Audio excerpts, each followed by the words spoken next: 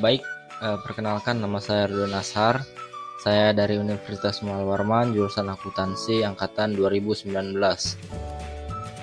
Nah, di sini saya akan membahas tentang fungsi dan kedudukan bahasa Indonesia. Jadi, apa sih sebenarnya fungsi dan kedudukan bahasa Indonesia itu? Kita akan bahas dulu tentang fungsi bahasa Indonesia. Ada 3 fungsi bahasa Indonesia. Yang pertama sebagai alat komunikasi, yang kedua sebagai alat pemersatu bangsa, yang ketiga sebagai identitas suatu suku atau bangsa. Yang pertama sebagai alat komunikasi. Bahasa digunakan oleh setiap individu untuk dapat melakukan komunikasi dua arah dengan individu lainnya agar dapat dimengerti satu sama lain. Yang kedua sebagai alat pemersatu bangsa. Adanya bahasa yang dapat dimengerti satu sama lain akan mempersatukan bangsa menjadi lebih kuat.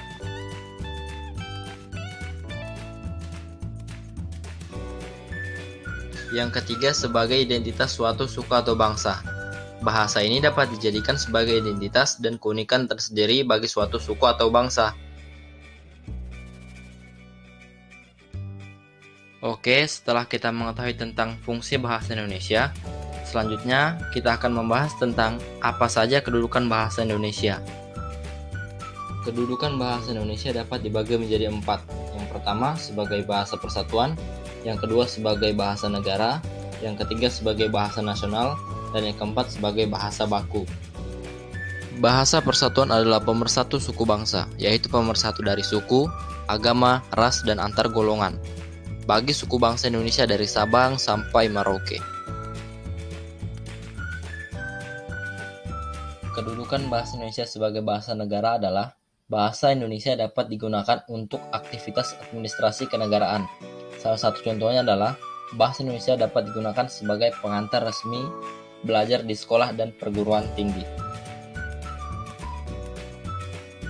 Yang ketiga adalah kedudukan bahasa Indonesia sebagai bahasa nasional yang memiliki fungsi sebagai lambang kebanggaan kebangsaan Indonesia, identitas nasional di mata internasional, sarana hubungan antar warga, antar daerah, dan antar budaya, pemersatu lapisan masyarakat sosial budaya, suku, bangsa.